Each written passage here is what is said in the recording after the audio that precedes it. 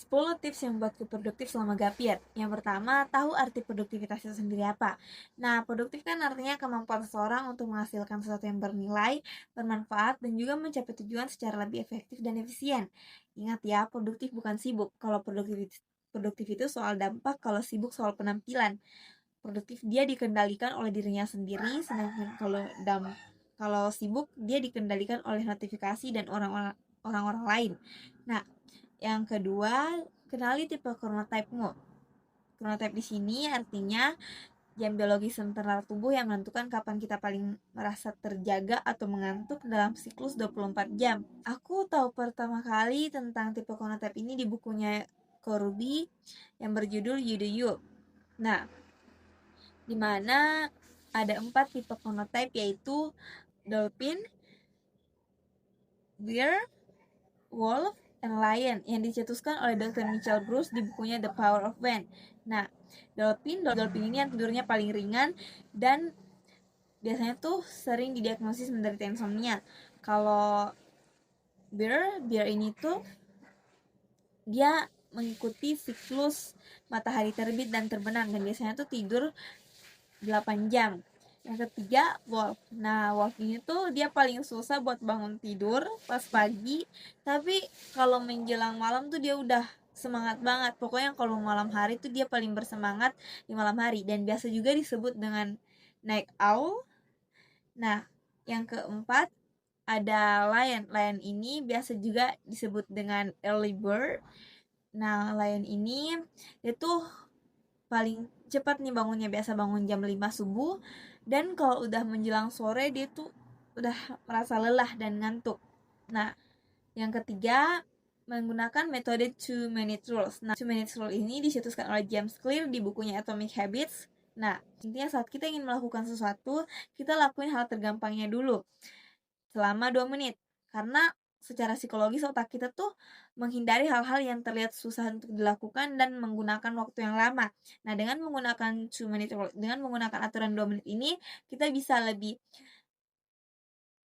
semangat untuk melakukan sesuatu karena kita mikirnya, ih gampang, yaudah deh kerjain aja karena gampang, kelihatan gampang, yaudah kita kerjain. Dan saat kita menggunakan 2 menit itu, akhirnya kita makin lama makin kebablasan untuk melakukan sesuatu. Nah, keempat, buat to-do list. Saat kita membuat to-do list itu sertakan jamnya atau bisa juga disebut dengan time boxing. Jadi kita gabung nih to-do list dengan time boxing. Nah, yang kelima, silent notifikasi handphone. Nah, ini kan kita tuh mudah banget ke distraksi saat melihat notifikasi dari teman atau dari grup atau juga dari sosmed yang kayak si ini upload nih, si ini upload, kita langsung pengen cek buat lihat. Akhirnya yang tadinya kita cuma mau cek satu postingan doang, kita malah kebablasan buat scroll postingan lainnya. Jadi dengan mengatur notifikasi ini kita bisa lebih menghindar distraksi. Caranya gimana? Kita bisa dengan menggunakan mode DND, do not disturb, atau bisa juga mematikan notifikasi sosmed, terkecuali notifikasi yang sangat penting gitu kita kecualikan untuk diaktifkan notifikasinya.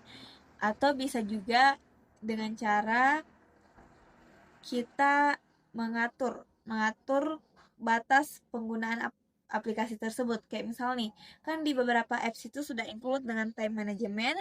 Nah, di time management ini kita bisa atur kita mau pakai aplikasi itu misal 30 menit doang atau 50 menit doang atau 20 menit doang. Nah, setelah kita mengaturnya, itu bakal ada reminder dari aplikasinya kalau udah lewat dari 30 menit. Kita bisa menggunakan cara itu juga. Terus yang keenam, matching tugas dengan energi. Rahasia biar nggak cepat burnout adalah jangan memaksa otak kita mengerjakan hal yang sulit di saat energi kita lagi rendah. Nah, kalau energi kita lagi tinggi-tingginya nih, lagi high banget, kita bisa pakai untuk tugas yang paling sulit kayak ngerjain tugas atau belajar belajar bahasa atau ngerjain pekerjaan kantor. Nah, kalau energi kita lagi ringan-ringannya nih, lagi rendah-rendahnya, kita bisa pakai buat balas chat, beresin meja, dan lain sebagainya. Nah, yang ketujuh, ciptakan ekosistem yang produktif. dengan cara kita mempunyai ruang kerja tersendiri atau sudut kamar buat baca buku dan juga kerja tugas. Nah, yang kedelapan, batching. Batching ini tuh kayak tugasnya tuh dijadiin satu. Misal kita lagi masak nasi, kita sekaligus menggoreng ikan atau menggoreng ayam. Terus contoh lainnya kita lagi buat konten YouTube, kita sekaligus buat konten TikTok dan juga IG, juga Facebook. Nah, jadi intinya tugasnya tuh dijadiin satu mode, kayak dalam satu tugas, satu waktu, satu mode kayak gitu. Nah, yang kesembilan, delegasi. Nah, delegasi ini kita bisa mempercayakan orang yang paling mahir di bidangnya untuk mengerjakan tugas kita, atau bisa juga dengan menggunakan AI, tapi jangan sepenuhnya bergantung di AI. Itu. Nah, yang ke-10, multitasking. Multitasking ini bisa dilakukan dengan cara kegiatannya itu aktif pasif, bukan yang aktif-aktif, tapi aktif dan juga pasif. Nah, contohnya kita lagi olahraga terus sambil dengerin podcast, atau lagi cuci piring juga sambil dengerin podcast, kayak gitu. Nah, intinya produktivitas itu bukan soal seberapa sibuk kamu, tapi seberapa pintar kamu mengelola energi dan juga waktu. Korubi yang berjudul Yuduyu, cara agar kita bisa lebih baik dalam mengatur energi, yaitu kita harus fokus kepada waktu, perhatian, fisik, dan juga pikiran.